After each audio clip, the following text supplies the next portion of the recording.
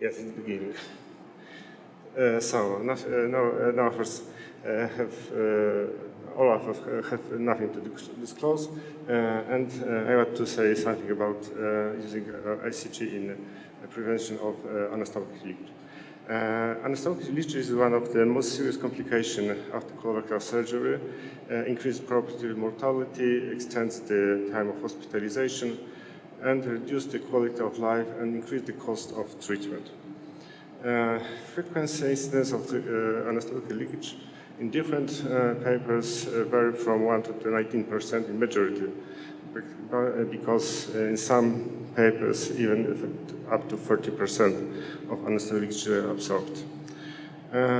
Frequency of incidence of anastomotic leakage depends on such factors as gender, score, malnutrition, obesity, smoking, stage of cancer, radio and chemotherapy, history before surgical treatment, intraoperative blood loss, and duration of the procedure.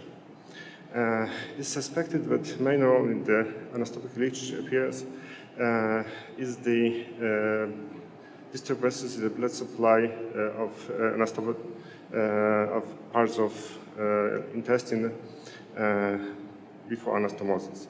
And intraoperative assessment of blood supply based on color of the intestine and the bleeding from the edges of the resection in many papers found that it's inaccurate and underestimate the risk of leakage. And intraoperative fluorescent angiography using ICG is a method that allows to access the blood flow through the composite section of the intestine and thus prevent formation of the anastomotic leakage postoperatively. The aim of our study was to evaluate the usefulness of the intraoperative fluorescent angiography using indocyanine green in rectal surgery due to cancer using 4-key imaging. It was a prospective randomized controlled single-center clinical study under consent of the local biotic committee and registered in the clinical trials. All patients included to the study gave informed consent before operation.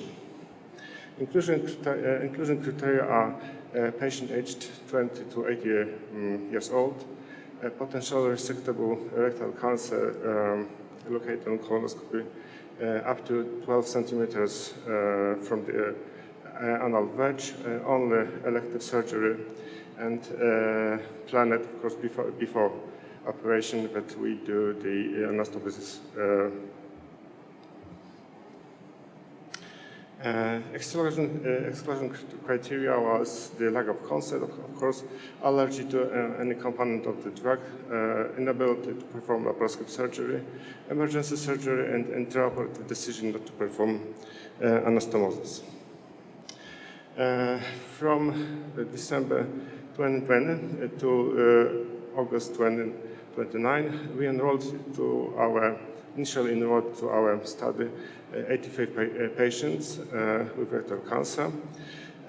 After excluding some patients, finally obtained a group of 76 patients which was divided randomly into two groups.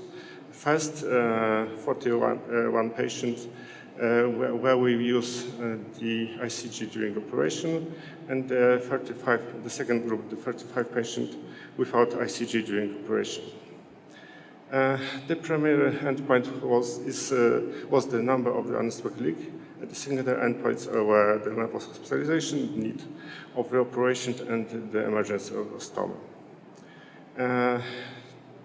In this table, you can find that this group there's no difference. There was no difference between these two groups according to the sex, age, BMI state, assay grade, also the distance from tumor from anal verge, and stage of neoplasmatic disease, and use of preoperative chemoradiotherapy. All patients were treated using ERAS protocol with mechanical preparation of the intestine and antibiotics. On the laparoscopic surgeries, using all of the surgeries were using 4K laparoscopic system. We use high failure mesenteric arterial irrigation, mobilization of the spinal flexure, and the extension of TM depends on the local condition and the anatomy of the patient. Activization of the tumor was carried out by the mini laparoscopic fenestrial incision above the suprapapillary, and we used end-to-end anastomosis using two-staple technique. When we found the ischemia in planned to anastomic ends of the intestine, we did the resection and in the border of the good blood flow. In this picture, you can find the difference between the normal view in the color white on the left, and this same part of the large intestine. Of course, this is after admission of the ICG, where we can find very strictly the border between the ischemic and part of the intestine and the part of the intestine where we good flow of the blood. And on this picture, difference between using the standard method of the ICG angiography on the left and this same view of the view of the same part just before anastomosis, when we compose this picture with the normal view, laparoscopic view. We use such test to statistical analysis of this material, and summarized our results in this table. There is no significant differences between the operation time and distance of the anastomosis tumor from the anal verge. The time of ICG administration was about 42 seconds, and time of evaluation was about 250 seconds, so it's about 4 minutes. There's no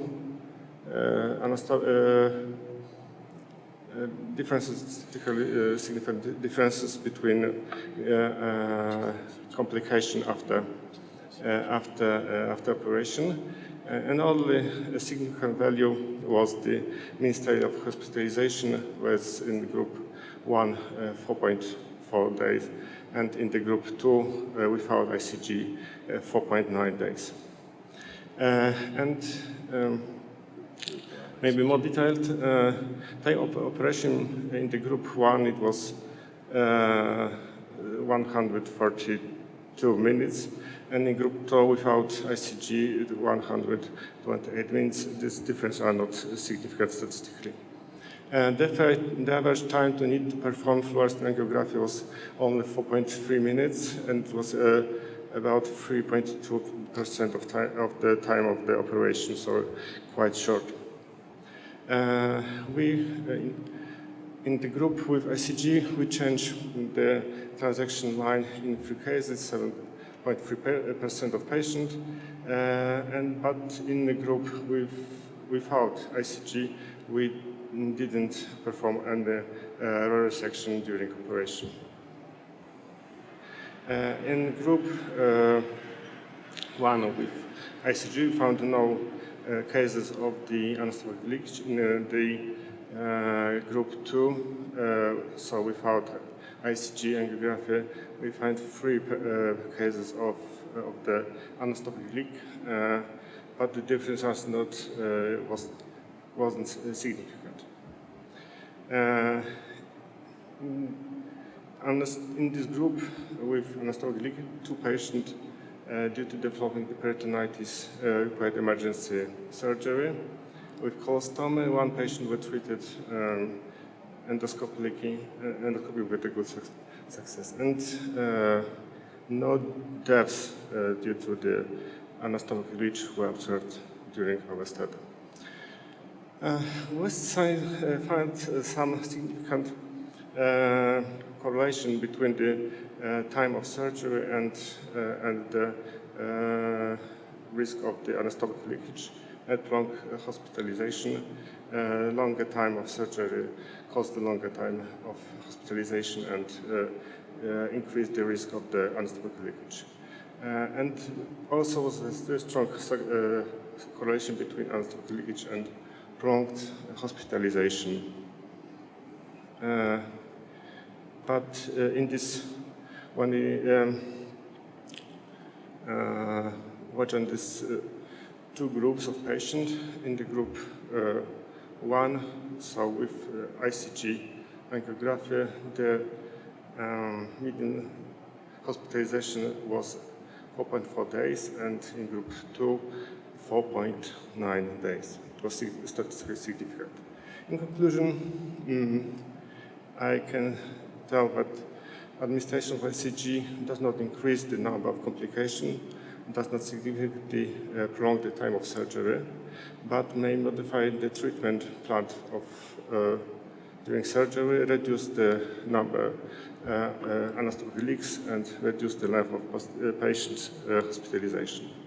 And finally, we believe that intraoperative fluorescent angiography using ICG is safe and effective method of assessing intestinal blood supply, and in our opinion, the introduction of ICG as a standard method of assessing anastomosis colorectal surgery is justified. Thank you.